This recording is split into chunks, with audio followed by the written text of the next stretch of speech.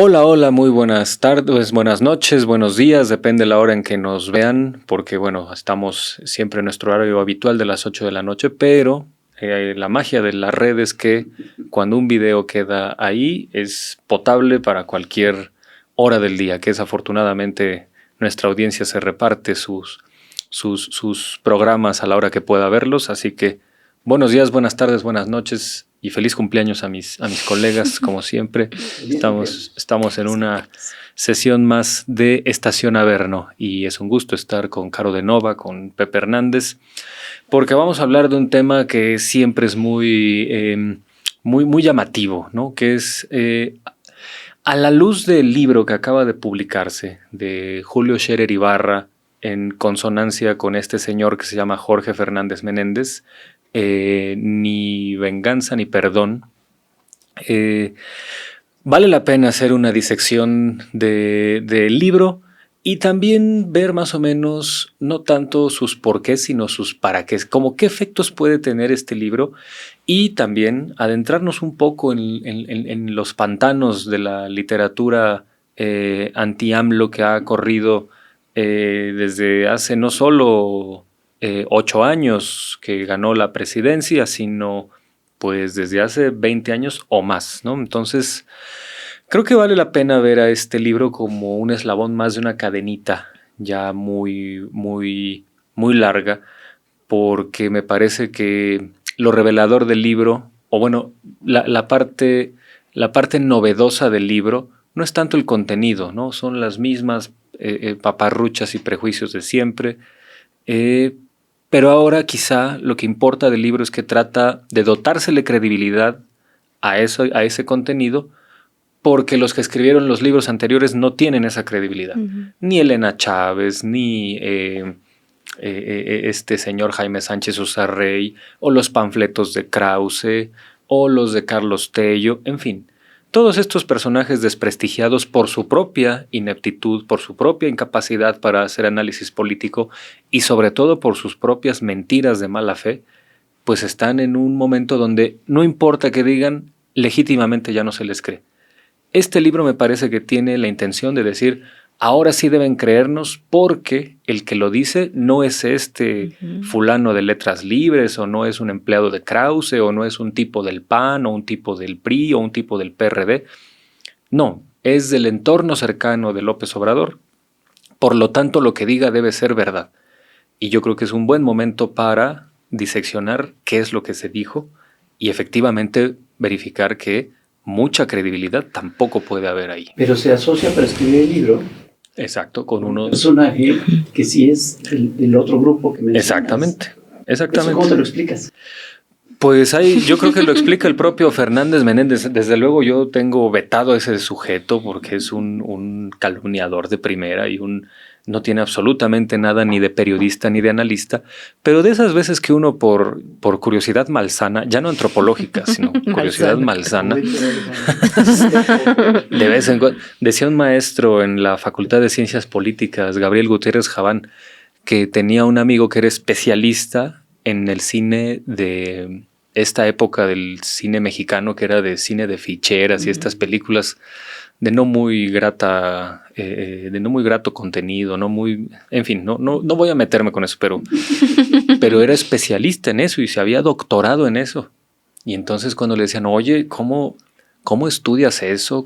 Y él respondía algo así como, a ver, yo soy sociólogo del cine y tengo la obligación de ver todo. Es como si le dijeran a un químico, no estudies tal elemento porque huele feo. Y dices, no, pues soy químico y tengo que hacerlo, ¿no? Entonces, con esta curiosidad malsana, un día escuchaba yo el noticiario de Jorge Fernández Menéndez y él planteaba todo el tiempo en su programa algo que es algo así como, en política todo es personal. Dices, bueno, si nos ceñimos a esos criterios, Julio Scherer decidió perder credibilidad, si es que la tenía, porque yo creo que por sí mismo Julio Scherer en este libro no la tiene. Se la terminó el espacio que hubiera quedado para el beneficio de la duda, lo cancela él mismo al aliarse con un personaje absolutamente desprestigiado, mentiroso, calumniador, asociado a lo más vil, ya no digamos del periodismo, de la política, al salinismo, al calderonismo, Su último libro que leí fue sobre legitimar a Calderón y validar todas las porquerías que hizo en 2006. En fin, entonces yo creo que ahí solito Julio Scherer se metió el pie. Pues yo sí hice mi tarea y leí el libro completito. Me parece que es un libro triste. La primera impresión que tengo es que me dio mucha tristeza, me dio mucha pena el personaje. Creo que es un personaje triste y que escribe un libro triste. Me he llevado un poco con lo que había leído de gente analistas y demás que hablaban sobre el libro. Yo pensé que estaba lleno, pues, Cepeda Patterson dice esta técnica de aventar mierda al ventilador y que salpique a todo. Yo dije, bueno, va a ser una cosa así impresionante. Y no, me sorprendió que no. Las primeras 200 páginas, de hecho, tiene 319 páginas. Las primeras 200 páginas son, la verdad, pura paja. Es la historia, pues, o es una mezcla ahí entre su historia, su relación con López Obrador, la historia política de López Obrador, supuestamente contada de primera mano. Y en general, pues son cosas que cualquier persona informada, no digo medianamente informada, porque sí son cosas un poco más, que van más allá de lo medianamente informado, pero cualquier persona que durante los últimos 20, 30 años se ha estado informando cotidianamente, son cosas que sabe. Cosas que sabemos todos los que nos hemos informado y estamos al tanto de lo que sucede políticamente en el país, obviamente en la trayectoria de López Obrador. Nada nuevo. Algunas anécdotas como íntimas, familiares, pero realmente irrelevantes, ¿no? Hay una muy rara que yo no entendí por qué la cuenta, que es que van a cenar a un restaurante que se llama La Cava, que estaba en Insurgente Sur, cerca de CEU.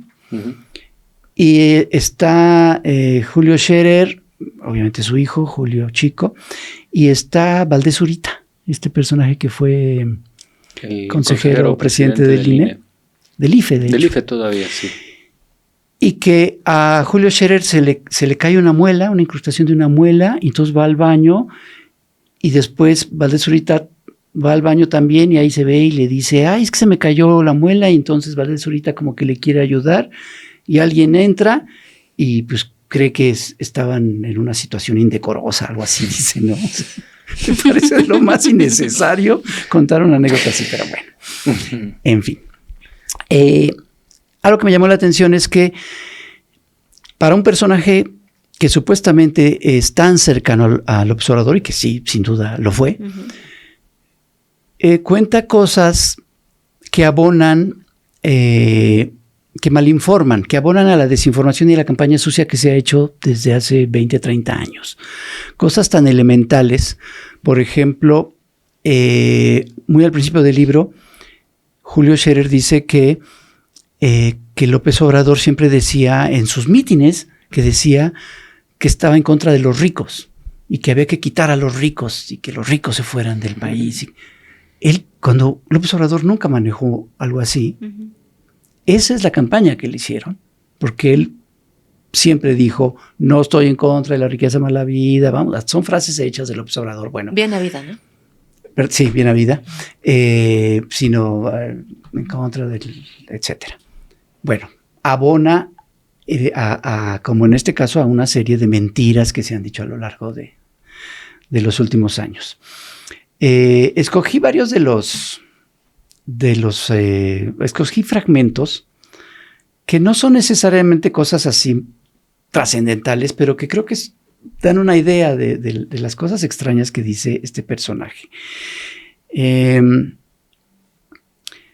También me llamó la atención, estas primeras 200 páginas hablan muy bien de López Obrador, de hecho, salvo estos pequeños detalles que abonan en otro sentido, pero en general, la idea un poco del libro es habla según él muy cariñosamente de López Obrador. Y sí dice que es un luchador social y en fin, habla maravillas de él. Y al final se despide del libro tratando otra vez de hablar muy bien de él, pero se contradice con todo lo que es el concepto del libro, ¿no? Pero les digo, aquí tengo algunos ejemplos. Me llama la atención que Julio Scherer Ibarra, el único talento que tiene, o el único merecimiento que tiene, pues es que es el hijo de Julio Scherer García. Es el único. No es un personaje de izquierda, no es un personaje de lucha social, no es un personaje que haya participado en el movimiento desde el principio. De hecho, es un personaje que ha estado fuera de eso. Es un personaje que se manejó mucho con el PRI, incluso él fue asesor de Javier García Paniagua, totalmente en la iniciativa privada. Y tengo la impresión de que siempre manejó su nombre y apellido para lograr obtener cosas y conexiones y negocios, manejando su relación dentro de la iniciativa privada, dentro de la prensa, dentro de los medios por ser el hijo de Julio Scherer, y dentro de la política, porque finalmente muchos de los personajes de la política eran o amigos o conocidos de su padre. Y yo creo que toda su vida la ha llevado así, pero nunca ha sido un personaje ni de izquierda, y repito, ni parte del movimiento López Obradorista en el sentido político. Me parece que es un personaje que crece y que se mantiene en esta disciplina, pues, del viejo régimen priista, ¿no? Hay una parte en donde se ve con el gobernador en ese entonces de Jalisco, Enrique Álvarez del Castillo. Dice que lo manda a llamar y dice: un día don Enrique me llamó y me invitó a comer en Casa Jalisco. ¿Cuándo viene?, me dijo. Yo le contesté: no, pues cuando usted me ordene, gobernador, cuando usted me diga. Entonces es como la lógica, ¿no?, de la actitud de este personaje. Acá, otra cosa que me llamó mucho la atención, como ven, está un poco disperso mi participación, porque son cosas que fui encontrando y que les digo, no es que sean trascendentales, muy importantes políticamente, pero me parece que son muy simbólicas. Mucho de lo que habla en el libro, pues obviamente son cosas que él cuenta de primera mano, pero me parece tan falso. O sea, no puedo creer muchas de las cosas que él cuenta como súper verídicas, ¿no? Una de ellas es un diálogo que tiene con López Obrador. Y el diálogo parece de película chafa, ¿no? Le dice López Obrador: te quiero pedir un favor, el que quieras, Andrés. Yo quiero que seas el consejero jurídico. Le respondí: ya hemos hablado mucho el asunto. Estoy de acuerdo en ser el consejero jurídico, pero porque tú quieres hacer muchas reformas. Y en eso te puedo apoyar. Sí, me dijo. Te tengo confianza para que tú arranques de una vez con las reformas que haremos para cuando lleguemos al gobierno. O sea, ¿quién habla así? No, es como un diálogo de película chafa. Sí, o de los guiones estos de las como historietas que se daban en el gobierno de la Ciudad de México, sí, que aunque tuvieran un contenido, un fondo real, los diálogos que aparecían ahí sí eran así como si fuera un collage de diversas cosas, ¿no? Impostados, falsos, no puedes creer. No es verosímil. En algún momento, porque además el personaje es el Milusos, o sea, según él, López Obrador lo tomaba en cuenta para absolutamente todo y le encargaba 1000 cosas que tenían que ver con todo. O sea, el tipo era impresionante, ¿no? Casi que él cogobernaba con López Obrador, ¿no? Todo se lo consultaba a él, para todo le encargaba cosas, hasta estuvo involucrado en escribir, y por eso me acordé, guiones para unas películas que se iban a hacer, y cuando estaba ahí con Mandoki y tal. O sea, realmente me parece que lo que representa son más sus complejos que otra cosa. Hay una parte donde habla del COVID. Obviamente uno de los personajes que más detesta es López-Gatell. Dice: desafortunadamente esa no era la posición de los funcionarios públicos, hablando del COVID. La única vez que hubo exposición de servidores públicos fue con el COVID, porque él dice, generalmente todo lo manejaba López Obrador y no otros funcionarios, ¿no? uno de los pocos momentos en que sí otros servidores públicos manejaron o estuvieron en la exposición fue durante el COVID, donde aparecía el secretario de Salud. Bueno, no, porque casi nunca asistía. Quien se presentaba era López-Gatell, acompañado de algunos médicos para explicar qué pasaba con la pandemia, haciéndonos bolas todos los días. Un día sí al tapabocas y otro día no al tapabocas. Un día sí con la estampita y otro día no con la estampita. Absoluta mentira, Sí, ¿no? totalmente. Abonando a toda la desinformación. López-Gatell siempre habló claramente del cubrebocas. No voy a repetir todo lo que dijo. Y esto de la estampita, del detente, ¿cómo se usó para atacar a López Obrador? Casi afirmando, porque en una mañanera sacó el detente, en otro contexto, y de ahí se tomó para decir que las políticas públicas de salud eran dar a la gente detentes para que no se contagiaran. Así de absurdo, así de ridículo, bueno, y mucha gente se lo creyó. Un par más para no alargarme mucho. Sigue hablando sobre López-Gatell. Dice López-Gatell, perdón que lo diga así, era una persona con una condición política y médica que lo llevaba a autodeterminarse. Y segunda, un comunicador errático frente a un problema de tal magnitud. López-Gatell había manejado la anterior pandemia con Calderón. Calderón lo corrió y nosotros lo protegimos porque lo había corrido Calderón. O sea, la única razón por la que el gobierno de López Obrador decidió contratar o, bueno, tener a un funcionario como López-Gatell era porque a López-Gatell lo había corrido Calderón. Decir que López-Gatell es un comunicador errático, Sí, ¿no? o sea, no puedes decir eso, ¿no? Puedes no estar de acuerdo y obviamente el tipo trae un pleito ahí con él, hubo diferencias, sabemos, incluso con el gobierno de Claudia Sheinbaum en la Ciudad de México y tal, pero si un comunicador eficaz tuvo el gobierno de López Obrador fue López-Gatell, ¿no? Entonces son pequeños detalles no importantes dentro de el manifiesto político de Yo Acuso, que quiere presentar en el libro, pero que me parece que pintan a un personaje que no es de fiar en este libro, ¿no? Y que te va demostrando, pues, que todo es una impostura, ¿no? O que gran parte del libro es una impostura. No quiero alargar mucho con más ejemplos. Al ratito, si quieren, vemos otros más. En la segunda vuelta. Bueno, pues yo me puse a investigar sobre algunos otros títulos y creo que desde el título, pues, valga la redundancia, pues vamos viendo lo estridentes que buscan ser y hacia dónde quieren llevar esta conversación, ¿no? Por ejemplo, hay uno que se llama, bueno, o sea, en algunos está La Casa Gris de Raúl Olmos, Narcopandemia, precisamente, que de esta pandemia sacaron muchísimo, Voces de la Violencia en Tiempos de COVID, de Manu Ureste, El naufragio de México, 16 ensayos sobre el futuro del país, de Francisco Martín Moreno, quien pedía que se quemara, ¿no? A personas de izquierda.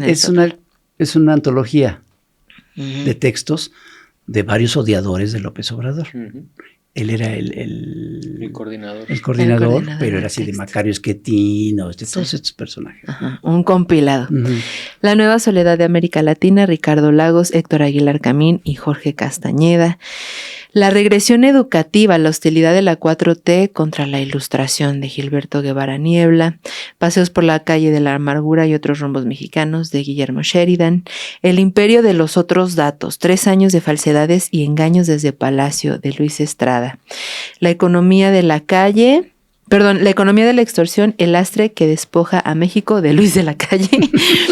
También esto que me encanta así de la oposición que tiene de filias y fobias. El presidente, filias y fobias que definirán al país, de Leonardo Curcio y Aníbal Gutiérrez. También pues estos, ¿no? De El Rey del Cash, que ha sido uno de los más vendidos en Amazon. Debe ser. Y pues finalmente como uniéndolo también un poco al coautor de este libro de Ni Venganza ni Perdón, de Jorge Fernández Menéndez, y que abiertamente, porque lo que sí es que a lo mejor ya no sale en televisión, pero tiene una columna, me parece que semanal, en Excelsior. Y justo esto, ¿no? De todo personal, así creo que se llaman como sus columnas. Y es interesante como ver hacia dónde siempre vira su discurso, ¿no? Y es todos estos estigmas y mentiras también respecto a Venezuela y que esta dictadura de Venezuela tiene algo que ver con México, y creo que también anteriormente estaban como estas mentiras que relacionaban de Andrés Manuel López Obrador con esto que ellos llaman régimen de Venezuela. Cuestiona también obviamente la solidaridad hacia el pueblo cubano. Ahora con la presidenta Claudia Sheinbaum, pues también todo el tiempo es estar cuestionando cualquier tipo de medida, ¿no? Que se toma, si sale bien, si sale mal. Una clara también predisposición a esta el ponerse de tapete, pues, ¿no? Frente a Estados Unidos, decir cómo nos atrevemos a criticar a Donald Trump e incluso justificar las ejecuciones extrajudiciales que Estados Unidos está haciendo en el Caribe y en el Pacífico, ¿no? O sea, es este estilo que ya conocemos muy bien. Y también, bueno, además de esto, creo que sí es importante porque más allá tal vez del impacto que pudo en el caso específico de este libro o de los otros títulos también, creo que lo hace mucho más grande y pues amplifica pues este sonido y estas mentiras falsas es la cobertura que también se le da en medios de Esas comunicación. mentiras falsas, dijiste. Otra vez, imagínate, mentiras falsas. No, a ver, mentiras. Ay, es que sí, estas mentiras que se amplifican en medios de comunicación. Yo he visto Julio Scherer, bueno, no veo igual como dice Héctor Alejandro Quintanar, como de esa, ¿cómo dijiste? De verlo como una, o sea, el ver ese tipo de contenido. Investigación sociológica. Investigación sociológica malsana. Curiosidad malsana.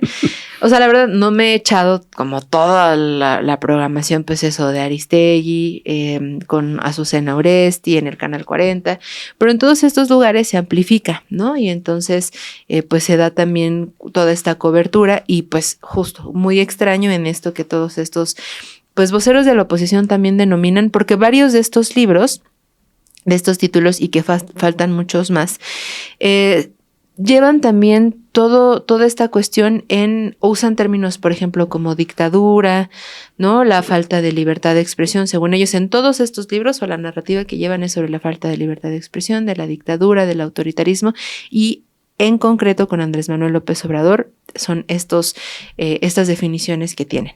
Bueno, y entonces también me pareció importante buscar el Código Internacional de Ética Periodística de la UNESCO, porque me parece que está completamente ausente, ¿no? O sea, tanto en estos medios que amplifican estos mensajes que tienen errores, ¿no? Hace ratito fuera del aire comentábamos sobre lo de Durazo, el gobernador de Sonora, que abiertamente pues desmiente, ¿no? Una acusación que hace Scherer, y Scherer dice que es una fe de ratas. Entonces, seguramente como eso, vienen muchísimas otras declaraciones que son falsas. Y la cosa, bueno, es que sí hay un Código Internacional de Ética Periodística. Son 9 puntos, me voy a permitir compartírselos.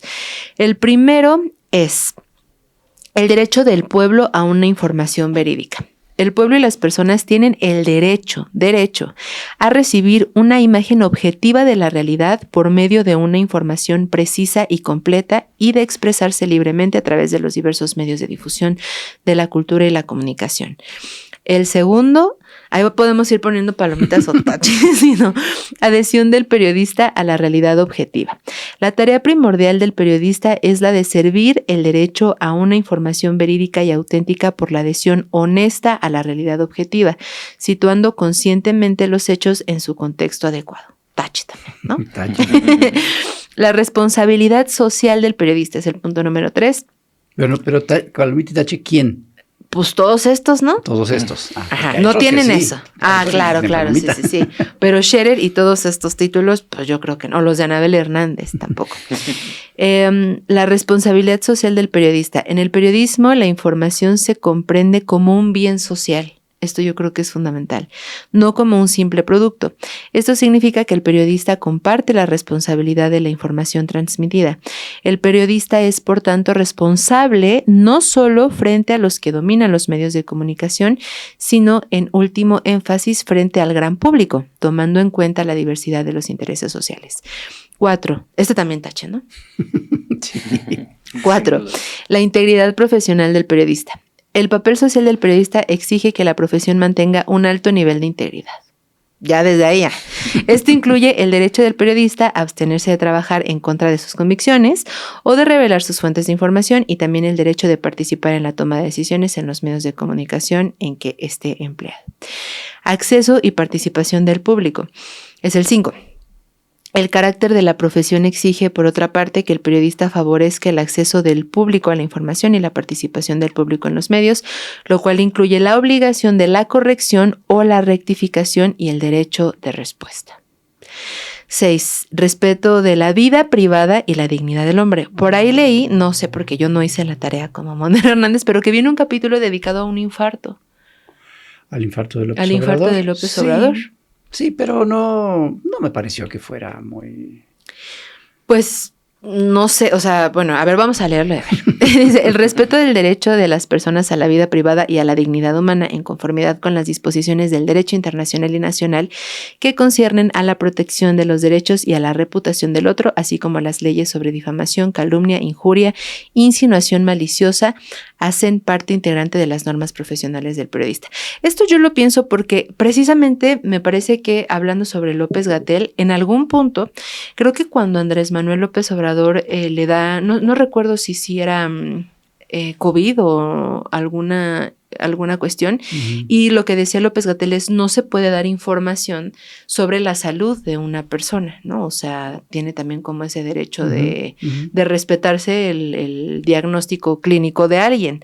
Y yo creo que también esto sobre pues la cuestión médica personal, porque si es algo que el propio Andrés Manuel López Obrador no quiso revelar, pues sí tiene que ver con la vida privada, ¿no? Lo que cuenta es cuando le dio el infarto a López Obrador, que él nunca quería que le compraran un seguro de gastos médicos mayores, que no quería y que Scherer, pues como Scherer, él estaba en todo y todo sabía y él era Superman, pues logró un seguro, no me acuerdo en qué, creo que en GNP dice, y trató de convencerlo de que adquiriera uno. Y que no, él dijo que no. Total, le da el infarto, pero convence a Beatriz. Y entonces, sin que él lo sepa, adquieren ese seguro. Y entonces, pues le da el infarto, se lo llevan a Médica Sur, que era donde estaba más cerca, y pues finalmente el seguro es el que paga. Pero que además hablaron de presidencia de parte de Peña Nieto para decir que presidencia absorbía todos los gastos, pero que no aceptaron. No se aceptó y que finalmente el seguro que sí compraron ellos es el que paga. Y que cuando se lo dicen a López Obrador, él pues finalmente acepta pues que sí, que qué bueno que lo hicieron, ¿no?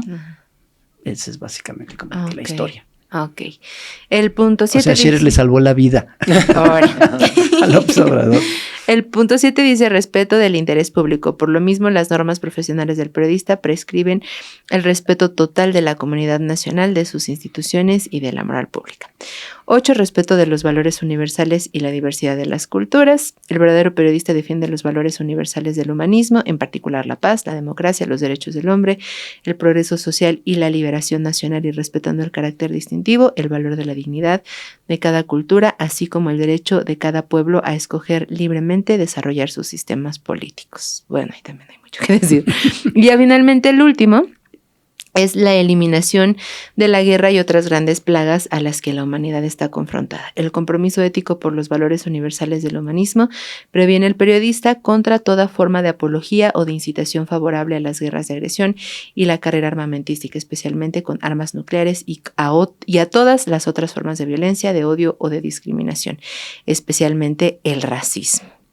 Y creo que precisamente sobre el racismo es una de las... y ahorita que vayamos al transbordo, también, ¿no?, uno de los factores, en el caso de Andrés Manuel López Obrador, el clasismo y el racismo, donde sí, todos estos títulos han sido la base sobre eso, ¿no? O sea, al no tener como un sustento real o digamos sólido, ¿no?, de hacer esta crítica, lo que sucede pues es que se basa en todos estos estereotipos clasistas y racistas contra Andrés Manuel López Obrador. Entonces, pues, y eso faltan libros también. No sé por qué me vino a la cabeza El Mesías Tropical, ¿no? De Enrique Krauss. Hablando de racismo. Hablando de racismo, ¿no? Porque todo mundo sabe que si naces en el trópico estás incapacitado para gobernar porque no eres capaz de contener tus pasiones cálidas. No que puedes templar tu carácter. Exacto, que no se templaron en el altiplano y la pacificación del carácter, ¿no? Bueno, eso es algo, eso es una variante mexicana de esta teoría, bueno, esta pseudociencia la frenología, de que si medías el cráneo de alguien, ya con eso sabías si era delincuente o algo así, que instauró Lombroso en el siglo XIX. Pero bueno, un dato que me parece revelador para este título que mencionabas, Caro, de Luis Estrada, el de El Imperio de los Otros Datos. También, por curiosidad malsana, una vez leí un capítulo completo de este señor, Luis Estrada. Perdón, son aberraciones que no merecen el menor respeto. Fue en 2019, cuando López Obrador firma este manifiesto de no reelección, y lo hizo porque Krause había vuelto a acusar por enésima vez que López Obrador tenía intenciones reeleccionistas y que Cuauhtémoc Cárdenas debía liderar un frente antireeleccionista en México o una tontería así, que desde luego Cárdenas no peló a Krause en su necedad. Y pues López Obrador, nomás pues yo creo como para apaciguar las aguas y algo así, firmó ante notario ahí que no se iba a reelegir o algo así. Entonces este sujeto, el tal Luis Estrada... Que no es Luis Estrada, el director. El cineasta, no, es un tipo que publica en Letras Libres y que se hace pasar por analista de datos. Y empezó a decir ahí que a partir de ese momento López Obrador había puesto en la discusión pública la cantidad de veces exacta que había mencionado la palabra reelección. Y el trasfondo que denunciaba, según Luis Estrada, es que López Obrador, al decir que no se iba a reelegir, había puesto el tema en la palestra pública y que por lo tanto otras voces lo iban a retomar y que entonces a lo mejor eso podría abrir el camino para que efectivamente dijera algo así como, ¿saben qué? Siempre sí me voy a reelegir. Una verdadera estupidez. O sea, hay gente que cree que repetir números a lo tonto es hacer ciencia. Perdón, los números sin contexto pueden ser engaños. Esto fue a reacción de que Krause dijo una necedad, una estupidez, sin ningún sustento, sin ninguna evidencia, y López Obrador lo que hace es decir, bueno, a ver, para evitar que la necedad de este sujeto mentiroso crezca, pues de una vez ante notario firmo y ya con eso zanjo el tema. Y se ponen a especular tonterías con base en números, y tienen estas conclusiones que desde luego son verdaderas farsas, porque como todos sabíamos, cualquier analista serio sabía, cualquier persona intelectualmente decente sabía, nunca estuvo en López Obrador la intención de reelegirse en absoluto. Y insisto, es un mito que viene desde 2002, creado por la ultraderecha más obtusa, ¿no? Los sinarquistas. En este caso específico fue Salvador Abascal Carranza, ¿no? El que inventó eso, que López Obrador tenía intenciones dictatoriales y de perpetuarse en el poder. En fin, como los analistas de datos razonan igual que el más obtuso de los fanáticos religiosos. O sea, hay que decirlo así porque estos señores no pueden venderse como científicos cuando son gente neciamente equivocada. Y bueno, con respecto al libro de Scherer, a la par del contenido creo que también merece la pena ver qué rodea al contenido, porque un discurso también importa por quién lo dice, con quién lo dice y en qué momento lo dice, ¿no? Ya diseccionaba Pepe Hernández parte del contenido. Me parece que ya hay dos desmentidos muy importantes, el que ya recordaba Caro de Nova sobre... de Alfonso Durazo, y también el de Jesús Ramírez Cuevas, ¿no? Que digamos la parte más delicada del contenido del libro hasta donde sé, es la denuncia del vínculo con el huachicol, ¿no? Y Carmona. Con Carmona. Y Jesús Ramírez Cuevas creo que salió a posicionarse de una manera sólida, porque aparte los hechos previos también cuentan. Cualquiera que conozca a Jesús Ramírez,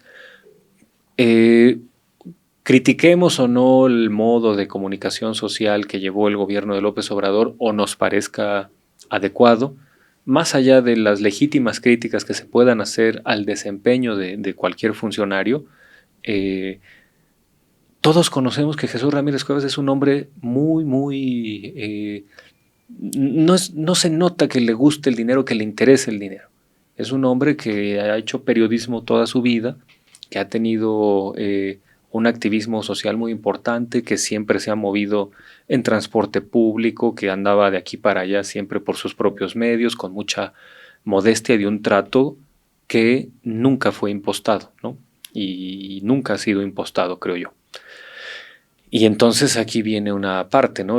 Si algo no se puede ocultar es el dinero, ¿no? Cuando te dedicas a cosas sucias, esto sale, pero mucho más velozmente de lo que puedas tú suponer. Entonces a mí me parece que la credibilidad de Jesús Ramírez Cuevas es altísimamente superior a la de las acusaciones que le vierten sobre él en este libro. Y bueno, yo nada más quiero recordar algo que no es tan anecdótico, creo yo. Este señor Jorge Fernández Menéndez, volvemos a la tesis de que todo es personal. En 2005, de 2005 a 2012, desde la Subsecretaría de Gobernación de Fox y luego de Calderón, se enviaban miles de correos electrónicos, que era el equivalente a hoy los bots y troles, pagados con dinero público, que difundían las peores bajezas contra López Obrador. O sea, estamos hablando de cosas escatológicas, cosas indignas de la decencia pública, ¿no? Y de incluso no sé, hasta Goebbels sentiría un poco de pudor al ver las mentiras que mandaban, porque hasta para mentir hay que tener estilo. Y digo, si te mueves en esos ámbitos, en esos circuitos sucios, ¿no?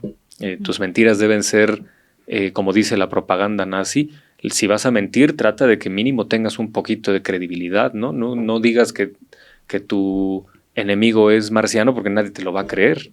Y lo que hacían estos mafiosos era decir tonterías absolutamente inverosímiles, ¿no? Como que López Obrador había asesinado a un amigo suyo con una bola de béisbol o que había tenido relaciones sexuales con una yegua o tonterías de ese nivel.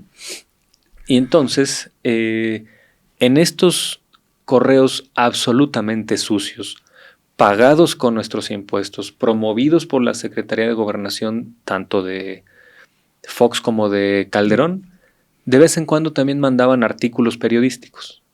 Y obviamente, ¿De quién será? Uno se pregunta.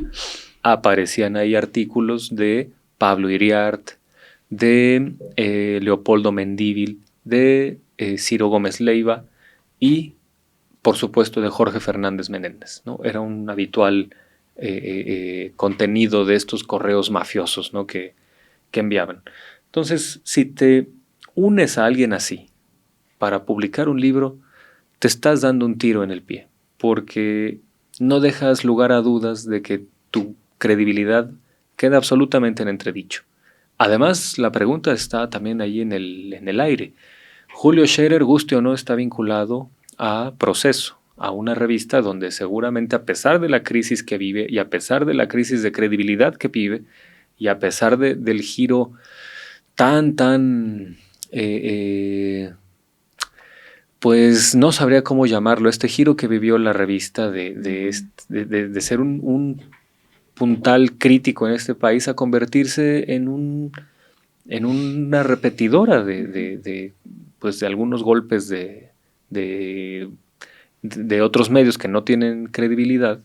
Bueno, ¿por qué no algún periodista de Proceso, Julio Scherer Ibarra, decidió trabajar con alguno de ellos para que fuera su amanuense en este libro, ¿no? ¿Por qué mensaje se da cuando te vas con el otro? Uh-huh. Das dos mensajes. Uno, que a lo mejor no confías en tu revista o nadie quiso de tu revista participar, o el mensaje es: me corro hasta el extremo para irme con el más desprestigiado de los desprestigiados, ¿no? Y lo digo con Yo fui lector de Proceso desde que empecé yo a formarme como universitario hace ya más de 20 años. Y pues yo semanalmente leía ese semanario con mucha disciplina, porque fue un puntal no solo del buen periodismo en México, sino de la democracia en México. Y bueno, estaba el Mono Sapiens, que era imperdible. Tenía buenas caricaturas. Tenía buenas caricaturas, sí. Hay que invitar a uno de los autores. Ya se murió, creo. Al otro hay que invitarlo a ver si acepta. Oye, hay que decir que yo creo que la acusación más grave que viene en el libro es la que acabas de mencionar de Jesús Ramírez Cuevas, ahí asociándolo con el rey del Huachicol. Pero esa acusación no la hace Julio Scherer. El libro está hecho, la estructura del libro es como si fuera una plática entre Fernández Menéndez y Julio Scherer. Le pregunta cosas, no una entrevista, sino más bien como una plática. Uh-huh. Pero cada capítulo empieza con un texto muy breve de Fernández Menéndez. Y de repente, no cada capítulo, pero de repente entran textos exclusivamente de Fernández Menéndez. Incluso artículos que publicó en el momento al que están haciendo referencia. Y esta parte es exclusivamente de Fernández Menéndez. Ahora, claro, los dos están firmando el libro, por lo tanto, los dos asumen la responsabilidad de lo que en ese libro se dice. Pero así está estructurado el libro, les digo, como una especie de plática. Voy a leer muy rápido algunos de los otros fragmentos que seleccioné. Ahorita, hablando de esto, de cómo abona a la desinformación y a estas campañas que se han hecho contra el López Obrador durante décadas. En algún punto están hablando, y esto lo escribe Fernández Menéndez, están hablando sobre Omar García Harfuch, y dice, habla del atentado que sufrió García Harfuch, dice, entonces secretario de Seguridad de la Ciudad de México, ahora titular de la Seguridad del Gobierno Federal, y responsable de una estrategia de seguridad diametralmente opuesta a la de abrazos y no balazos. O sea, se ha explicado hasta el cansancio que abrazos no balazos no quiere decir abrazar a los delincuentes, sino que es atender las causas. Bueno, se ha explicado muchas veces y estos personajes siguen utilizando eso. Y que Julio Scherer permita que se siga abonando a esta desinformación, pues es pésima, habla pésimo de él. Otra, en este mismo sentido, dice Jorge Fernández Menéndez, los militares son un factor de poder indudable, hablando sobre la Guardia Nacional y sobre que después iba a depender de la Secretaría de Defensa y tal. El presidente decía en la campaña que iba a sacar al ejército de las calles y que lo iba a meter otra vez en los cuarteles. Y el ejército terminó en la calle ocupándose de la seguridad. Mentira. López Obrador, es una mentira que se ha repetido mucho, que en campaña en 2018 López Obrador prometió, además eso de sacar a la calle, nunca he entendido muy bien ese concepto, pero bueno, regresar al ejército a sus cuarteles. Nunca prometió eso en 2018. Sí lo prometió, o bueno, sí fue un compromiso de campaña en 2012. Pero en 2018 incluso aclaró que ya no se podía hacer eso. O sea, ya las cosas estaban de tal manera, había crecido la delincuencia y toda la situación en el país, que ya era irresponsable. Así lo dijo, eres irresponsable en esos momentos así de tajo, regresar al ejército a sus cuarteles. Ya no lo podemos hacer. Así lo dijo en el 2018 y siguen con la mentira de que fue una promesa de campaña en el 2018. Y al estar en este libro, pues Julio Scherer, que tanto quiere a López Obrador, pues abona en ese sentido. Otra que me llamó mucho la atención. Hablan de cuando se firmó este decreto, no sé si fue un decreto, pero esta idea que tenía López Obrador en contra de las puertas giratorias, ¿no? De que un funcionario cuando deje el gobierno, la propuesta era que no pudiera regresar a trabajar o ir a trabajar a la iniciativa privada durante 10 años. Ellos decían que era un exceso, entonces quedó en 2 años. Pero Julio Scherer dice que él siempre estuvo en contra de eso, porque él decía, bueno, pues yo estoy ahorita en el gobierno, pero después de a qué me voy a dedicar si no puedo trabajar, si no puedo regresar a trabajar a mi despacho de abogados. Y entonces Jorge Fernández le dice, sí, además tienes que trabajar en algo, o se convierte en un incentivo para la corrupción. Como los exfuncionarios. ¿Cómo los exfuncionarios no van a poder trabajar durante 10 años en su profesión? Mejor me corrompo, van a decir. Y veo qué dinero me llevo para aguantar esos años. Le contesta Julio Scherer. Claro. Y es un poco lo que pasa hoy con la reforma judicial. Los jueces que están terminando su periodo, los magistrados saben que ya se van. Entonces se ha generado una corrupción grande desde que se anunció la reforma judicial. Aquí se retratan como lo que son, ¿no? Como no voy a poder trabajar a lo que... pues me corrompo. Pues sí, pues obviamente, ¿no? Nivel Javier Lozano. Nivel Javier Lozano, exactamente. Tal cual lo dijo, ¿verdad? ¿Ahora me pongo a robar o qué? Sí, sí. Luego, en una parte, les digo que siempre Julio Scherer se pinta a sí mismo como el súper amigo de López Obrador, el mejor amigo, el confidente, el asistente, el que le soluciona todo, al que le encarga muchas cosas. Y curiosamente, con quien más se ensaña es con Jesús Ramírez.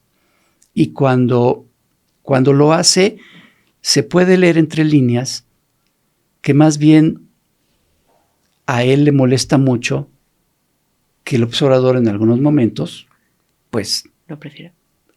Se iba o sea, le cargaba cosas a Jesús Ramírez o le preguntaba a Jesús Ramírez, o sea, como diciendo, si yo lo hacía, estaba muy bien hecho y era casi que yo gobernaba junto con López Obrador. En cambio, si lo consultaba con otro de sus trabajadores, pues era pésimo y todo lo hacía mal, ¿no? Incluso él dice, creo que cada vez que el presidente decidía sin influencia de estos grupos, la decisión era acertada, correcta, alejada de la corrupción y de las malas prácticas, ¿no? O sea, cuando hacía lo que yo le decía, todo estaba muy bien, pero cuando hacía lo que les decía Jesús, pues todo era pésimo. Y se ganaba la ideología. Que el Ejecutivo tenga un control vertical de todo el gobierno es una de las grandes fallas del Estado mexicano. El presidente no puede estar todos los días revisando si la agricultura, si la educación, si la salud, si ya salió el CONACYT con lo del glifosato, si la relación con Estados Unidos, si hubo 14 muertes en el Estado de México. Pues claro que el presidente tiene que saber todo eso, ¿no? Uh-huh. O sea, ¿qué idea tiene Julio Scherer de eso, si no? Jesús Ramírez, dice Julio Scherer, iba siempre al lado del presidente. Previamente colocaban sobre el escritorio del mandatario una serie de temas que se publicaban en los periódicos, en la televisión, en la radio. El presidente, como era un trabajador de tiempo completo, casi no leía los periódicos. Supongo que leía los encabezados, algunas cosas que le importaban, pero no era un lector constante. Muchas veces decía, no te fijes en los periódicos, no andes leyendo tanto periódico ni ocupándote de tantas noticias, no sirve para nada. Andrés Manuel López Obrador jamás entendió la labor social del periodismo. Su jefe de prensa, supuesto periodista, se refiere a Jesús Ramírez, tampoco lo entendió.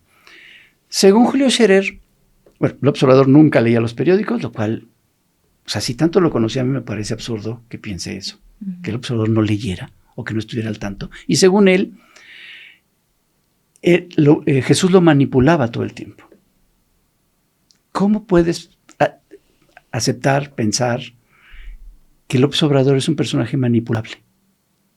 Y por Jesús Ramírez, ¿no? Uh-huh. Entonces él decía que era la reunión de seguridad, se decidían cosas, y en los 5 minutos en que iban caminando Andrés y Jesús para la conferencia, ahí Jesús le daba unas tarjetitas y yo creo que lo hipnotizaba o no sé qué le hacía. Y entonces en la mañanera, ándale, el influjo psíquico como el de Correa, Rafael, ¿te acuerdas? Correa, sí. Entonces dice, en ese tránsito, del lugar en que se efectuaba la reunión del gabinete al salón de tesorería, Jesús Ramírez le refería todo lo que le interesaba que el presidente escuchara. De este modo se daba la gran manipulación, aderezada con preguntas siempre a modo. Así el presidente contestaba en muchas ocasiones temas que eran del interés de Jesús Ramírez. O sea, López Obrador, Jesús manejaba las mañaneras. No eran los temas que le interesaban al presidente, no eran las cosas que él tenía en la cabeza desde hace décadas, no. Era lo que Jesús Ramírez le decía en los 5 minutos previos. Yo no sé qué tanto... es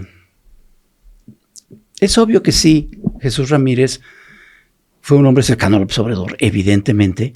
Ya varias veces comentamos aquí que López Obrador, lo comentamos cuando lo de Ricardo Salinas Pliego, López Obrador tiene esta idea de agradecimiento con ciertos personajes y de lealtad a ciertos personajes. A Ricardo Salinas le agradeció que en el 2006 le abrió un espacio en Televisión Azteca, lo comentamos. Le agradeció a Alfonso Romo, que también cuando ningún empresario lo aceptaba, Alfonso Romo se acercó a él y además le permitió acceso al sector empresarial. Y obviamente que quiso mucho a Julio Scherer García, y yo estoy seguro que finalmente tenía este acercamiento con su hijo de Julio Scherer, pues por ser el hijo de Julio Scherer. Pero como dije al principio, es obvio que son personajes que venían de dos mundos totalmente distintos, ¿no? Entonces, a mí me parece que realmente Julio Scherer no conoció, o por lo que dice, no conocía a López Obrador. No puedes conocer a López Obrador, y además tan íntimamente, según él, y decir que es manipulable, que Jesús Ramírez le decía qué hacer en todas las mañaneras en 5 minutos que estaba ahí. Y que lo hacía. Y todas estas cosas que llegan a ser muy, muy absurdas. Voy a dejar para el final, lo que habla al final de su libro. Para ver el cierre. Para el cierre. Oigan, yo tengo el datito feo. El datito feo. Bueno, ¿cómo? Ah, sí. Vamos al datito feo. Vamos al datito feo.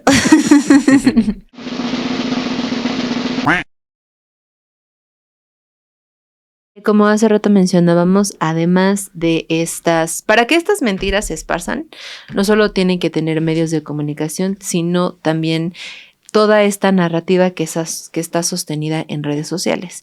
Y no sé ustedes, pero yo creo que X es la más violenta en ese sentido y la más virulenta. Y entonces, sobre el 2024, que fue el último año de gobierno de Andrés Manuel López Obrador, pues estuvieron todas estas campañas intensivas, sobre todo pues esto en redes sociales, específicamente en X. Y pues se dejó también muy evidenciado el uso de bots en estas etiquetas de narcopresidente AMLO, sobre todo en el último año de Andrés Manuel López Obrador, también pues en un año de elecciones, en fin. Parece, de acuerdo con estos datos, que fueron gastos estimados de $1 millón semanales, solamente esto en 2024, 12 semanas intensas desde enero de este 2024 del año de elecciones. Etiquetas como narcopresidente AMLO, narcocandidata Claudia inundaron esta red, y las variantes de toda esta misma campaña sumaron 70 millones de retweets.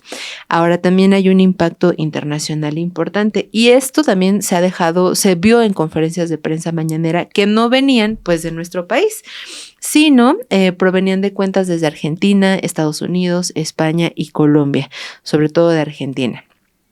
Ahora también más de 30 millones de imágenes y mensajes en X, creadas también en este mismo sentido para golpear tanto la imagen del entonces presidente Andrés Manuel López Obrador como la candidata Claudia Sheinbaum.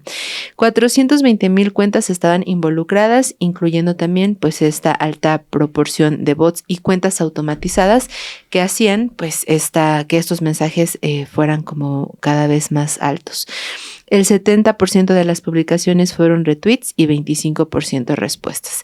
Y eso, $1 millón semanales solo en X para esta renta de cuentas y posicionamiento que ni siquiera pues venía de nuestro país, sino de Argentina, España, Estados Unidos y Colombia.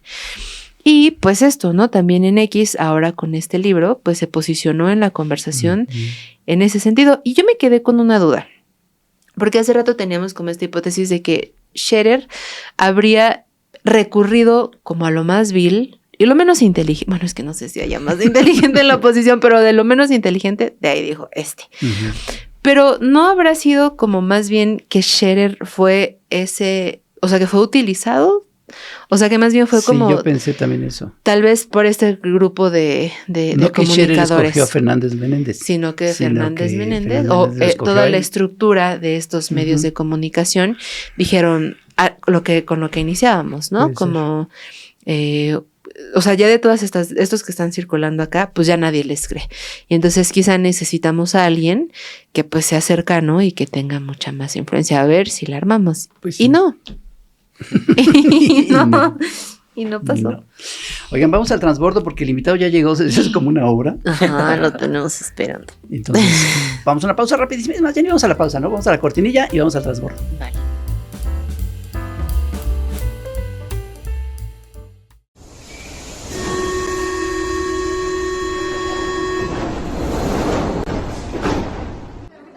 Ya estamos en el transbordo y hoy tenemos un invitadazazazo. Increíble, yo no lo podía creer. Yo tampoco, cuando se aceptó yo dije, sí, no manches. Primero el problema de ver si alguien podía contactarlo. Pero luego escribirle, luego esperar a que nos contestara. Bueno, pues tenemos a Héctor Alejandro Quintanar en este transbordo, pues porque él es especialista en todos estos bulos contra Andrés Manuel. El doctor Héctor Alejandro Quintanar, quien es además autor de Un peligro para México y otros cuentos, de Editorial El Chamuco, por supuesto. Héctor, bueno, ya nos saludamos anteriormente, pero una vez más, ¿cómo estás? Muchas gracias por tomarnos este transbordo. Muchas gracias, es una honra estar en el transbordo como invitado. Quiero decir que yo le envié mensaje al invitado y no me contestó nunca. Creo que es porque perdí mi teléfono. Entonces, muchas gracias porque, estar de invitado en el programa de que uno se siente tan identificado, es muy grato.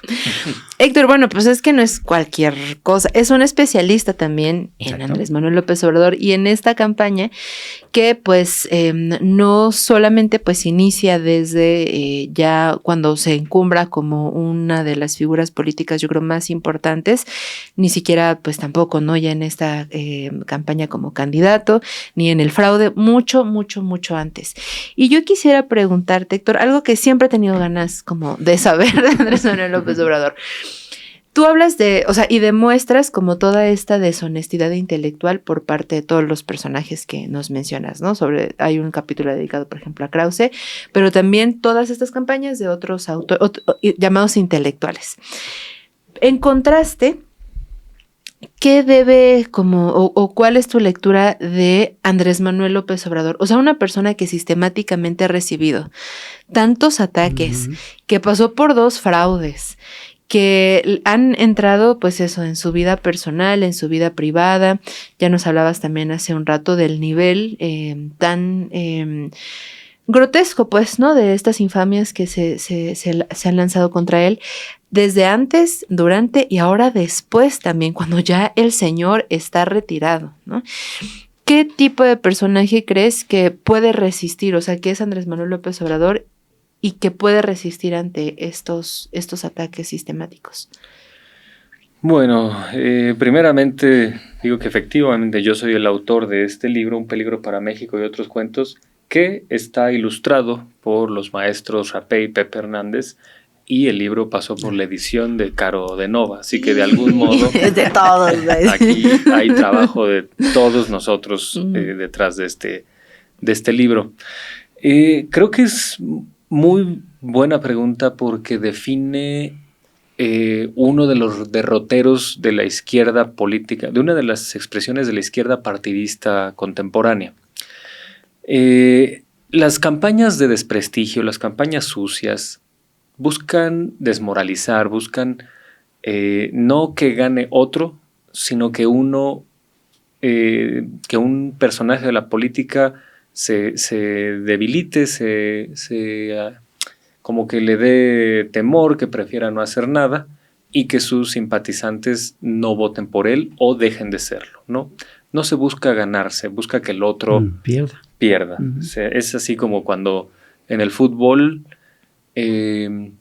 querer ganar no metiéndole goles al adversario, sino pateándolo y fracturándolo para que así deje de jugar y ya tú por default ganes en la mesa, ¿no? O algo así, porque el árbitro no te expulsa. Entonces, López Obrador es una de las figuras más calumniadas en la historia de México. No ha habido crítica contra él mayormente. Casi siempre ha sido una serie de mentiras, mitos, prejuicios, aseveraciones racistas, clasistas, que se han extendido contra su entorno político y su entorno familiar. Obviamente la intención es sacarlo de la política partidista para que se desmoralice, para que salgan. Para eso son las campañas sucias, ¿no? Desde los tiempos de Pasquín en la Roma antigua, y exacerbado todo con los nazis cuando dijeron que esto podía ser incluso una política de Estado, ¿no? El repetir una mentira 1000 veces hasta que se convierta en verdad. Entonces, la reacción de López Obrador me parece que ha sido muy inusual en la política mexicana, porque optó por crecerse ante esa adversidad y en algunos casos responderla de una manera muy, muy estratégica que le redituó beneficios. Pienso en ese caso fantástico de cuando lo acusaron de recibir apoyo logístico monetario de la Rusia de Putin en 2018, y López Obrador, en vez de desmentir y de indignarse, lo tomó a broma e hizo un sarcasmo extraordinario y dijo: aquí estoy recibiendo esperando el submarino ruso con el oro de Moscú, ¿no? Ahora soy Andrés Manuelovich. Y obviamente desmintió, al mismo tiempo que dejó en ridículo a el par de tontos deshonestos que dijeron esto, ¿no? Que son Fernando García Ramírez y el porro de... Porque eso no es un periodista, es un porro de Enrique Krause y León Krause. Entonces, creo que esto no es privativo de 2018. La carrera de López Obrador ha estado llena de estos ataques desde que se salió del PRI.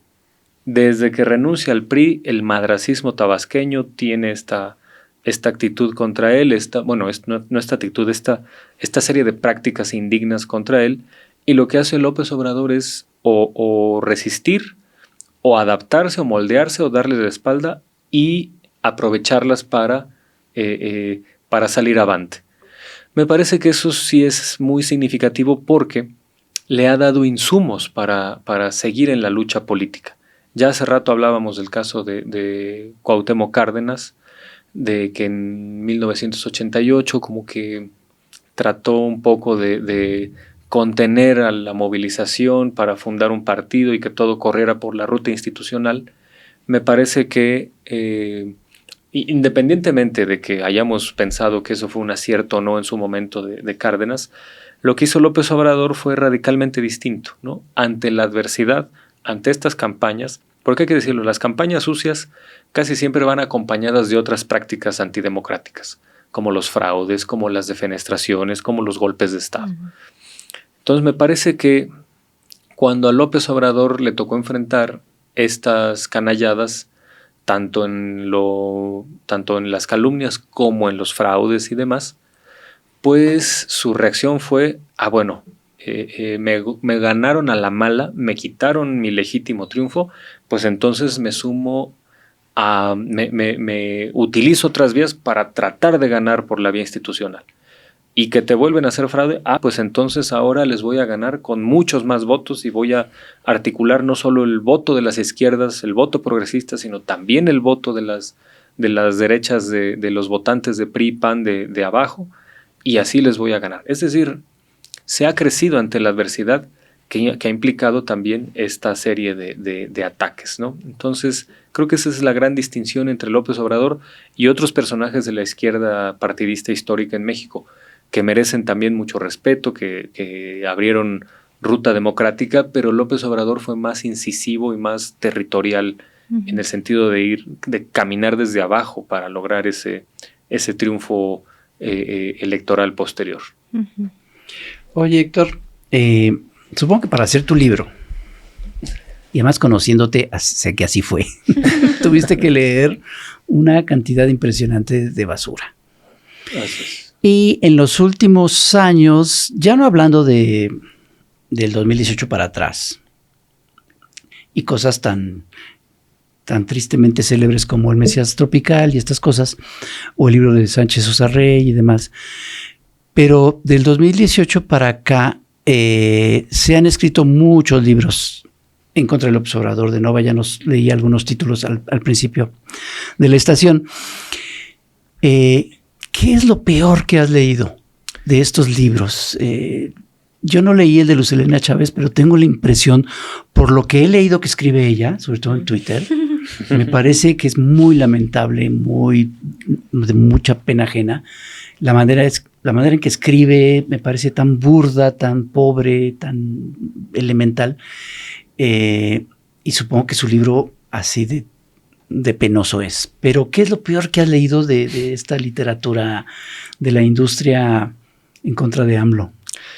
Yo pondría dos libros. El primero, de Luz Helena Chávez, que lo leí completo porque me parecía que había que escuchar los presuntos argumentos y efectivamente uno tenía la sospecha de que eran argumentos muy pobres y no, mi sospecha estaba equivocada. Ni siquiera había argumentos, ¿no? Era una cosa demencialmente mala ese libro, porque el título del Rey del Cash pues prometía tratar de demostrar que de 2006 a 2018 López Obrador recibió flujos de dinero en efectivo de manera ilegal para mantenerse vigente como político opositor.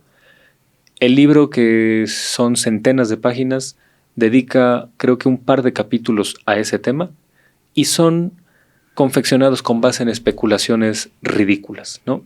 Especulaciones que son absolutamente increíbles, porque ahí la autora sostiene que Marcelo Ebrard y Mario Delgado le llevaban el dinero a López Obrador para mantenerse vigente y que se lo llevaban en mochilas, ¿no? Que se lo llevaban ellos personalmente en mochilas. ¿De verdad podemos creer que funcionarios de primer nivel del gobierno de la Ciudad de México iban a estar haciendo eso a la luz pública? Por lo menos una fotografía tendría que haber.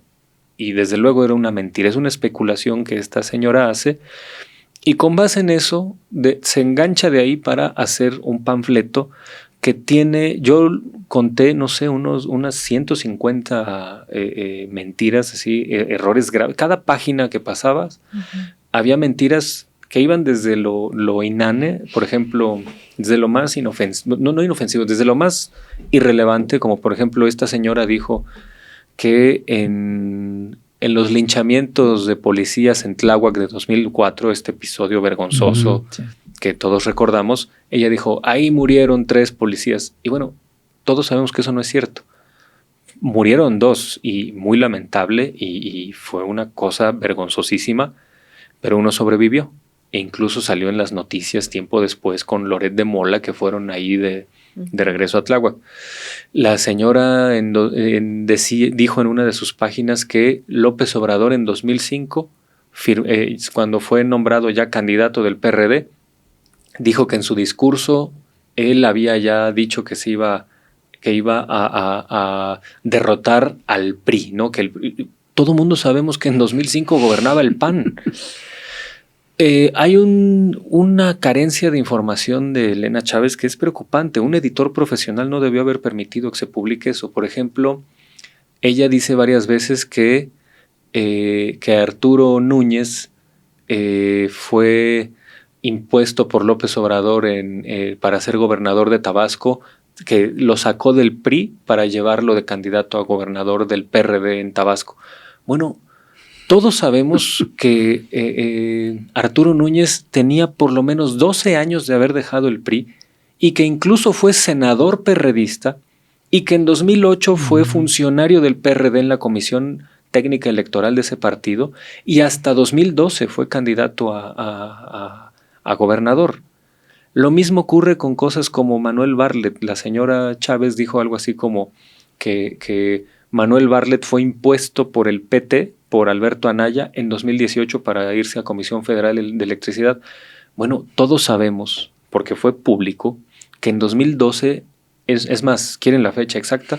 Fue el 9 de febrero de 2012, López Obrador en Tlalpan, con micrófono de Televisa ante su cara, dijo: yo invité a Manuel Bartlett por su congruencia en la defensa del patrimonio nacional, el sector energético, principalmente en 2008, ¿no? O sea, es una señora peleada con la realidad que nunca ha abierto un periódico. Es una falta de rigor absoluta. Sin cosas tan básicas. Así es. Hay esa falta de rigor, pues, que puede esperar de todo el texto, ¿no? Y es que así son, todas las páginas tenían 2 o 3 pifias así, que iban desde cosas inicuas hasta decir que se dice, ella lo plantea así, se dice que la campaña de López Obrador estuvo financiada por el gobierno ruso en 2018. Dices, bueno, ya, por favor.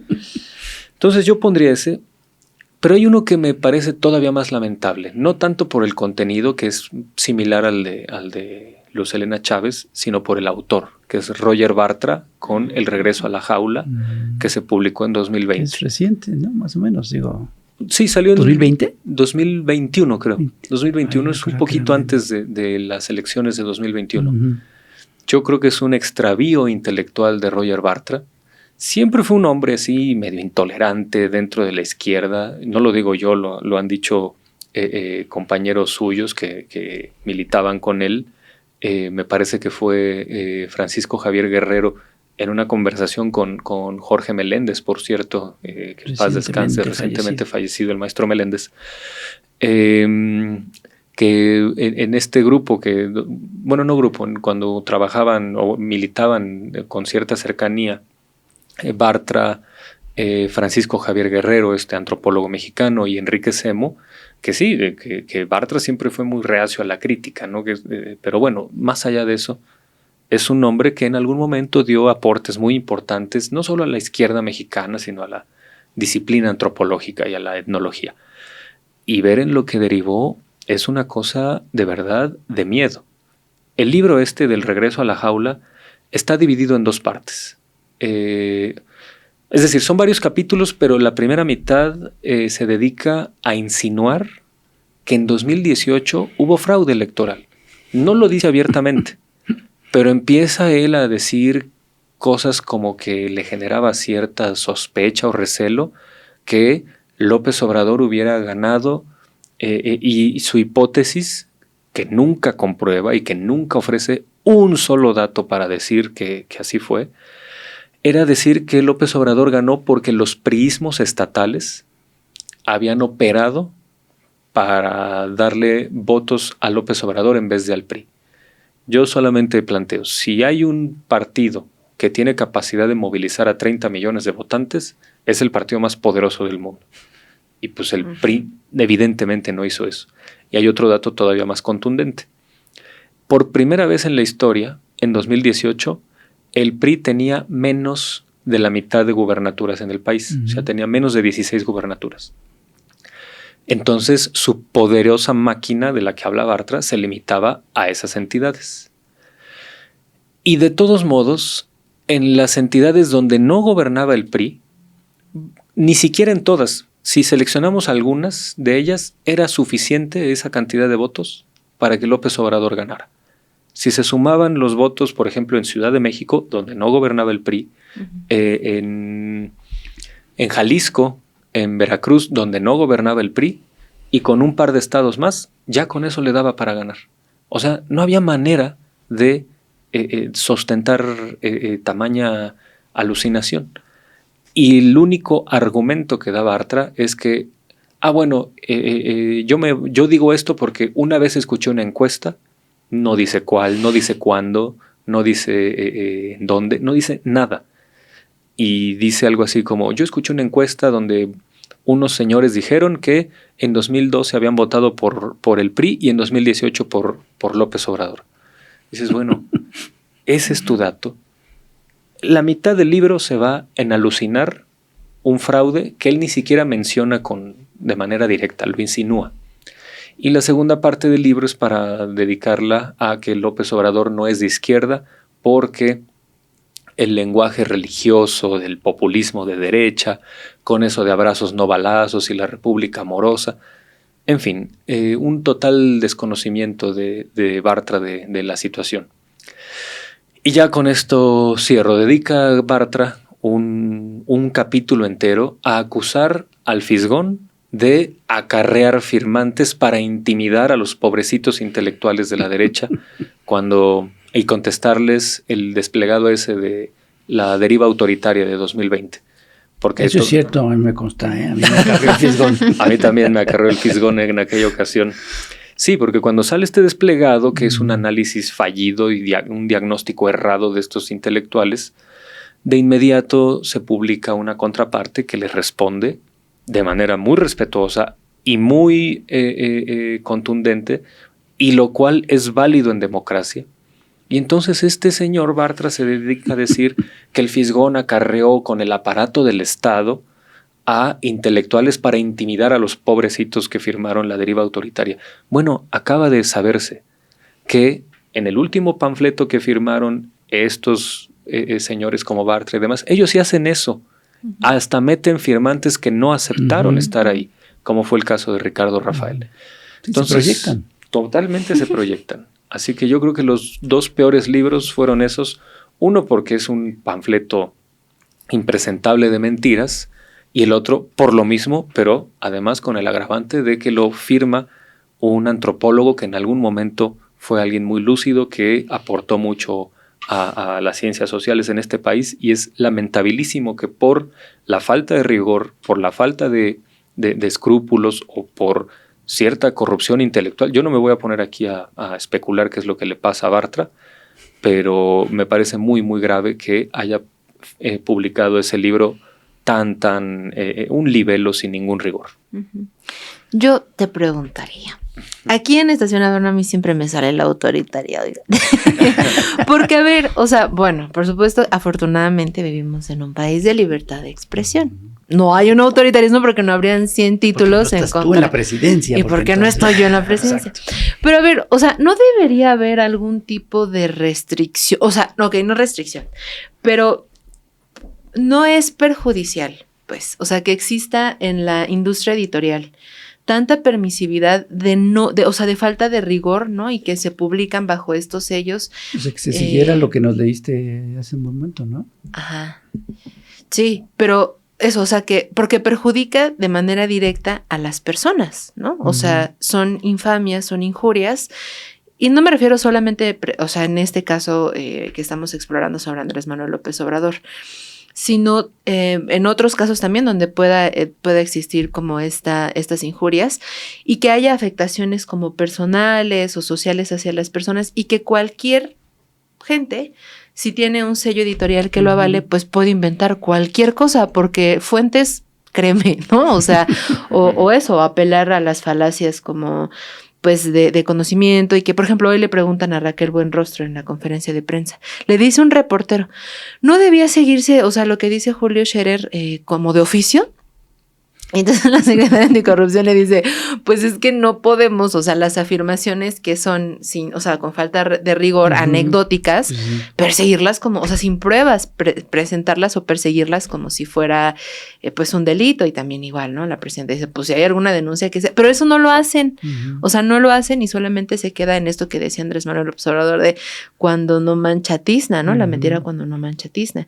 Entonces, en la industria editorial, o sea, ¿o qué industria editorial tenemos que publican cosas con esta falta de rigor y que afecta directamente a la vida de las personas? Pues que eventualmente sí puedes, pues alguien agraviado con eso, pues puedes presentar una denuncia por daño moral, ¿no? Que son denuncias, no es penal, es... administrativa, no sé.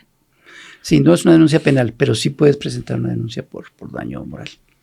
Y Andrés Manuel López Obrador, por cierto, no lo ha hecho, ¿sí? No, pues no, es que puedes hacerlo, pues. Esa sería, yo creo que la única contención, porque lo otro, pues sí, es la libertad de expresión, ¿no? Pero bueno, el que le contestar. ¿Qué piensas tú?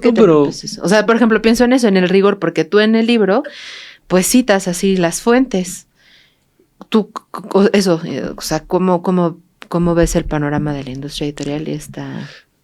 Pues creo que diste en el clavo, Caro, cuando dices la industria del antiobradorismo, ¿no? En algún momento, por ejemplo, un historiador brasileño muy importante, Rodrigo Prato Sá, habló en su momento, hace unos 25 años, con un libro, se convirtió en un clásico en la historiografía en Brasil, que se llama La industria del anticomunismo.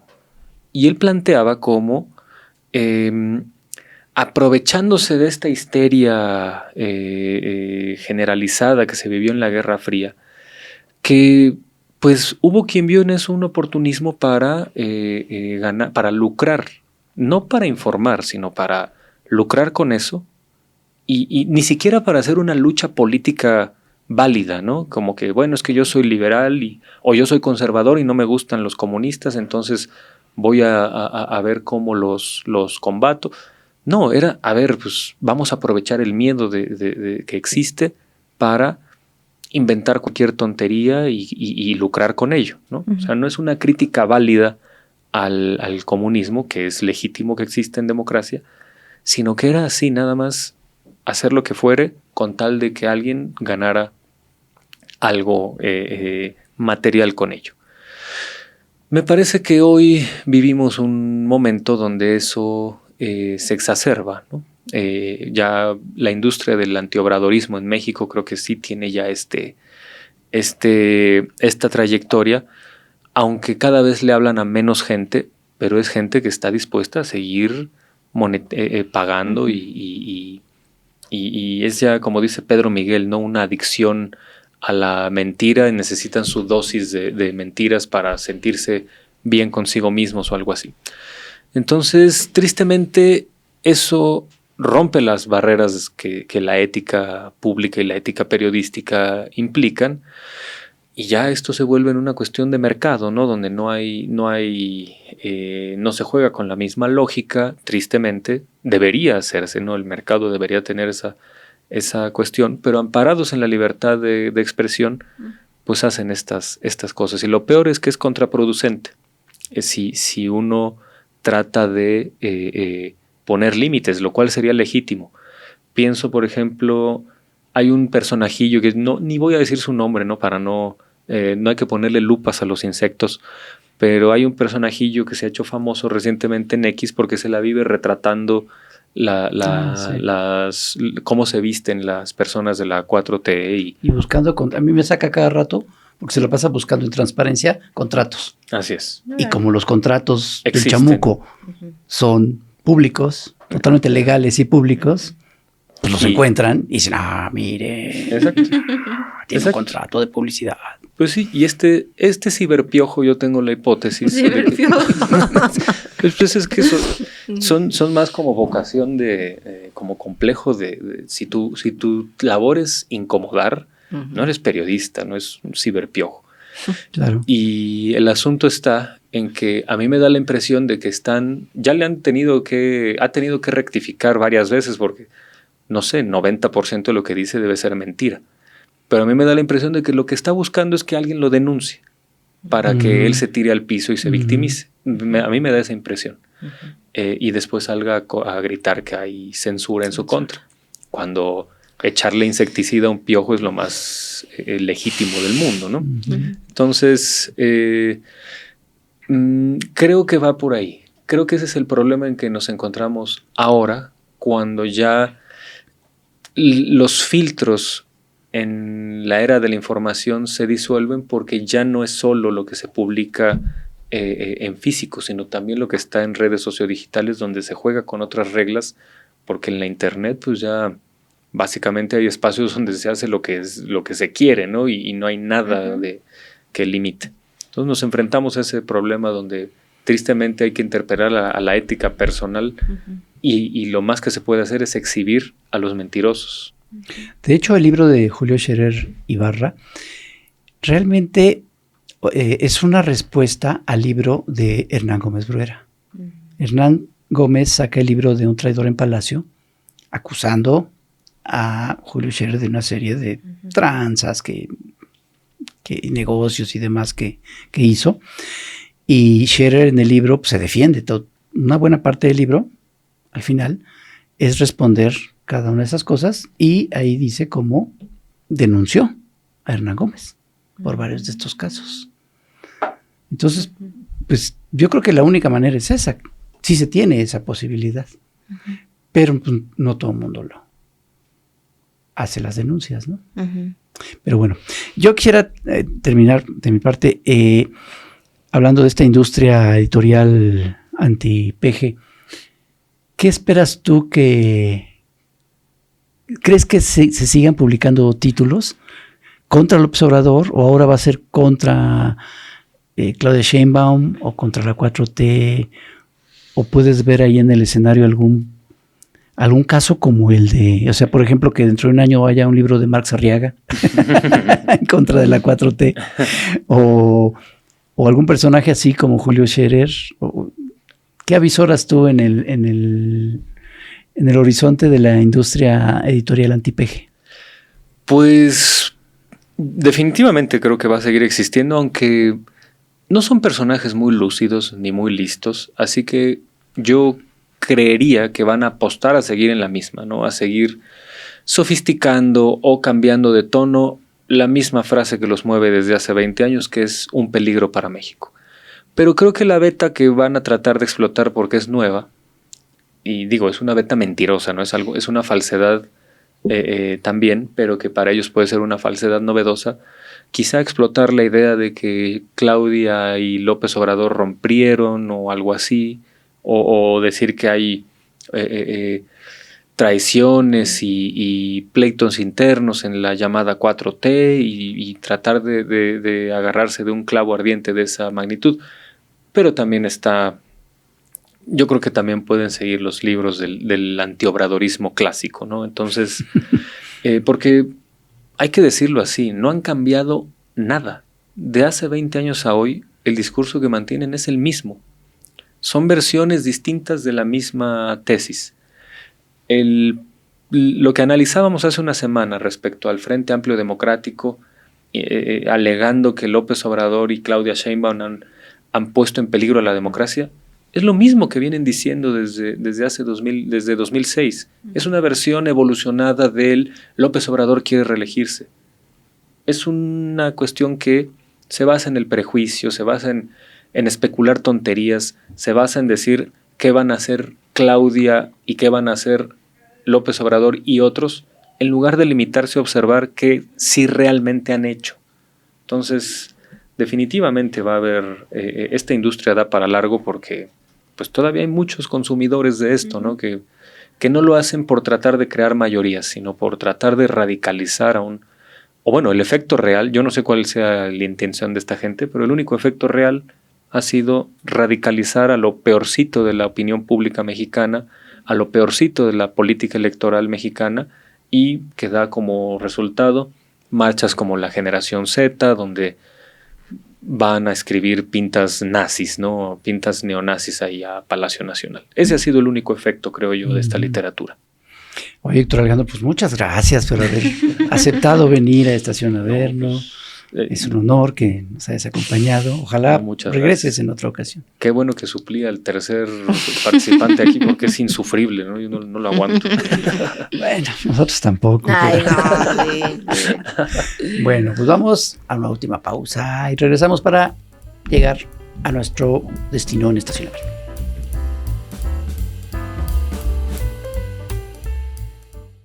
Pues ya estamos de vuelta para terminar este viaje, que fue un largo viaje. Espero que no se hayan ido, no se hayan aburrido mucho. Yo quiero terminar nada más con un par de ejemplos más de este libro, que a mí me da la impresión, yo creo que la idea que tienes de Nova de que no fue que Julio Scherer buscó o decidió que fuera Fernández Menéndez, sino que a lo mejor, yo creo que hay muchas manos detrás de este libro.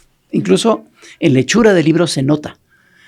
Hay un momento en donde la parte que es en primera persona de Julio Scherer, de repente habla de sí mismo en tercera persona. Y a mí me parece que hay una errata, pues, ¿no? Y entonces realmente lo escribió otra persona y se les olvidó hacer ahí el cambio. Y luego hay una parte, ya en la segunda mitad del libro, de hecho ya casi al final, en donde en 2 o 3 páginas, Julio Scherer, es el texto que se supone que es de Julio Scherer, repite varias veces esta muletilla de toda vez, ¿no? Toda vez que cuando López Obrador tal.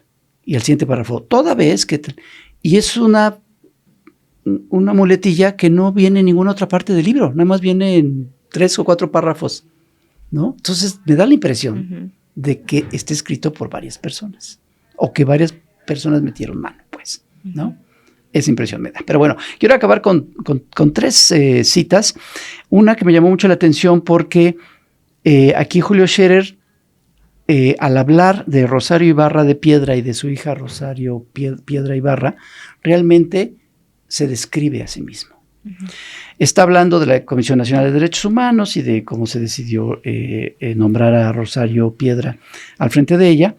Dice Julio Scherer, abro un breve paréntesis. López Obrador tuvo a Rosario Ibarra de Piedra como referente ético y moral, luchadora social desde los años 70. Su hijo secuestrado y muerto por autoridades era incondicional de ella y ella de él.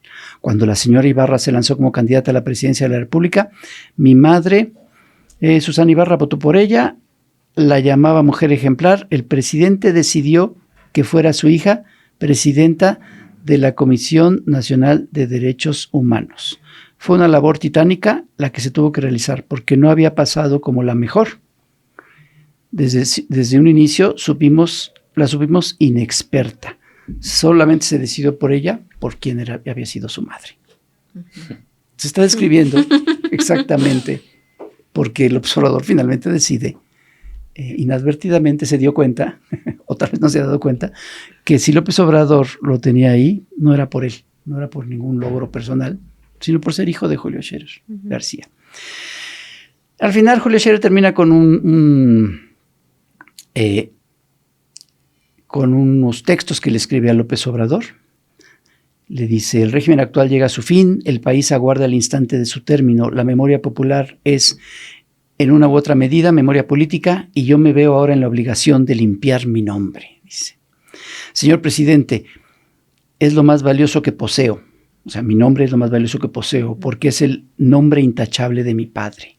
Siempre presente en los actos de mi vida personal y profesional. Usted valora como pocos la honra y no podría ignorar el orgullo que me significa llamarme Julio Scherer. Me temo que quien está ignorando lo que significa llamarse Julio Scherer es el propio hijo de Julio Scherer. Y luego al final viene un epílogo muy emotivo, también dirigido a López Obrador, y empieza diciendo, hubo un tiempo en que nuestras vidas se fundieron en la confianza. Andrés Manuel y yo nos encontramos en los márgenes de la política, él en Tabasco y yo desde la iniciativa privada. Decir que López Obrador estaba en los márgenes de la política es no entender nada. López Obrador nunca ha estado en los márgenes de la política, López Obrador siempre ha estado en el centro de la política. Es un animal político. Y que además ha tratado siempre de dignificar el oficio de la política. No puedes estar en los márgenes de la política. Y él tampoco estaba en los márgenes de la política. Él, ahí lo dice, en la iniciativa privada. Y como decía al principio, este personaje nunca fue realmente parte de un movimiento. Siempre estuvo en la iniciativa privada y siempre aprovechando sus contactos por ser el hijo de quien fue para hacer negocios. Eso es lo que realmente le importa a Julio Scherer Ibarra. Yo creo que, con lo contrario a lo que se ha dicho de este libro, se llama Sin venganza. ¿Cómo es? Sin venganza. Ni venganza ni perdón. Ni venganza ni perdón. Yo creo que es un buen título, pero está cortito. Debería llamarse Ni venganza, ni perdón, ni talento, ni dignidad. Ni fuente. Ni fuentes. Ay. Oye, hace rato que dijiste que estaba triste. Sí está triste. Es un libro triste. Es un libro... Me dio tristeza el personaje. Sí, es cierto. Me da lástima. Sí. Me dio lástima el personaje. Y luego vi un fragmento de la entrevista con Denise Merker y más lástima me dio. Que le preguntan, ¿no? El que ya no tiene contacto con Andrés Manuel López Obrador. Pues quedan exhibidos, pues. Yo solo concluiría muy rápidamente con que, pues, esta hazaña contra Andrés Manuel López Obrador, yo creo que refiere a esa grandeza de Andrés Manuel López Obrador como el referente moral que sigue siendo. No sé si en algún momento esto de lo que nos hablaba Héctor, como de la cadenita, ¿no? Ay, que... me acabas de dar una idea de un cartón. ¿Ah, sí? Para es mañana que dijiste grandeza. Ajá. Es el nombre del libro de López Obrador. Y que... Ajá, perdón, ajá. Es que me imaginé la portada del libro de Julio Scherer, que sea bajeza. Y en lugar Pues sí. de la cabeza olmeca, pues es la cabeza de López Obrador. Y un Julio Scherer chiquitito. Pues es que si es Tarea eso. resuelta para mañana. Ya Muchas está gracias de resuelto. nuevo. De nada. La estatura moral, ¿no? A ver, Andrés Manuel López Obrador seguramente tuvo muchos errores, desaciertos, como cualquier otro ser humano político, pero hay cuestiones que yo creo que lejos incluso de una opinión o si estamos adheridos hacia la izquierda, sacó a más de 13 millones de personas de la pobreza, ¿no? O sea, son cuestiones no opiniones, sino pues hechos, también el aumento al salario mínimo, las condiciones más dignas y la redistribución de la riqueza. Y creo que uno de los logros también más importantes precisamente es lo que le blinda hasta ahora, ¿no? Que es la politización de las y los mexicanos, que pues sí, o sea, hay un sector que a quienes todavía les hablan este tipo de personajes y para quienes es pues relevante y que piensan que descubre el hilo negro de algo. Pero creo que para la mayoría de las y los mexicanos, pues no tiene mucha relevancia. La propia presidenta Claudia Sheinbaum dijo, ni lo leí, ni lo voy a leer. O sea, como que hablando de esa intrascendencia completa, ¿no? Yo creo que es el sentir de muchas y de muchos, como pues ya sabemos, son fórmulas que se repiten Pancho una hizo y otra Aristegui vez. con eso, ¿eh? Sí, pues sabemos también cómo son, ¿no? Pero yo creo que pues eso, o sea, como lo que refiere y lo que, o sea, son tantos y ni así. O sea, son tantos, han sido tantos años, ¿no? Y ni así logran, pues eso, yo creo que ensuciar de una manera, o sea, eso de la mancha no, ¿cómo? La mentira no. La calumnia cuando no mancha tizna. Sí lo han tiznado, un poquito. Pero yo creo que la figura de Andrés Manuel López Obrador, y eso se ve precisamente, ¿no? Porque la otra frase es calumnia que algo queda. Ajá. Sí, sí, sí. Uh-huh. Y creo que el contraste completo es justo en la manera de actuar de Andrés Manuel López Obrador, aún a la distancia, cumpliendo cabalmente lo que insistió siempre, ¿no? No voy a reelegirme, voy a dedicarme yo a escribir, estaré alejado de la vida pública. Él sí lo ha cumplido.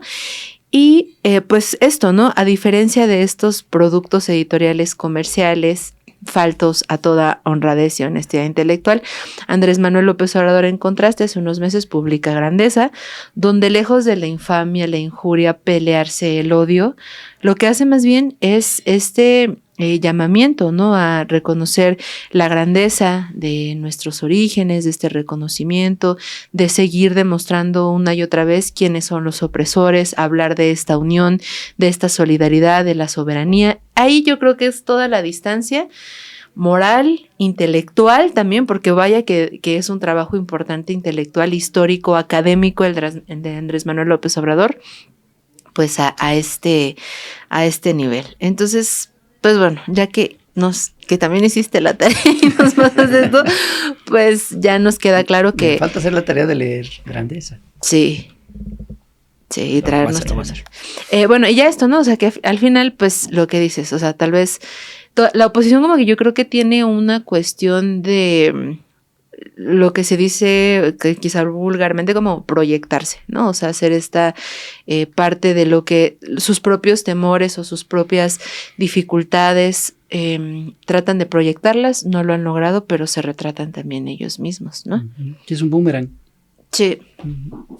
Pues bueno, yo un comentario muy breve voy a hacer porque estuvo insufrible el invitado hoy. Qué bueno que te fuiste. Sí, ya habló demasiado, ¿no? Entonces ahorita ya nada más algo muy breve. Sí, a mí también me pareció ridícula la reacción ante los dichos de la presidenta Claudia Sheinbaum cuando dice ni lo leí ni lo voy a leer. Uh-huh. Comparaban eso con el ni los Salinas. Veo ni los oigo de Salinas en el Congreso. Ahora resulta que estamos obligados a ponerle atención a todo lo que pasa. Es como si va uno al puesto de periódicos y te obligan a comprar, no sé, ese que tiene siempre encabezados sangrientos. Cómpralo porque si no... el alarma. Uh-huh. Porque si no estás faltando a la libertad de expresión y estás censurando a un periódico por no... Perdón, cada quien decide lo que quiere leer, sobre todo cuando me parece que no hay nada sustancial en este libro para incidir en la agenda pública, ¿no? Entonces...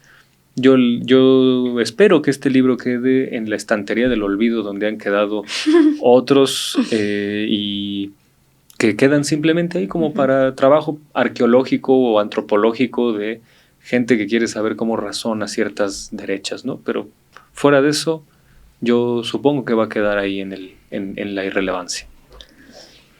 Pues muy bien, pues ahora sí nos fuimos largo, pero creo que estuvo entretenido. Sí. ¿No? Sí, sí, sí. Pues muchas gracias, espero que hayan llegado hasta acá, hasta el final. No compren el libro, hagan lo que la presidenta. Mejor no lo compren lean. Un peligro para México. Mejor compren Un peligro para México, sí.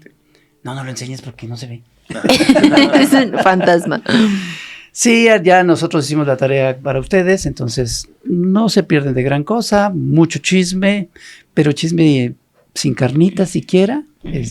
Tú te sabes mejor de chismes de AMLO, yo creo.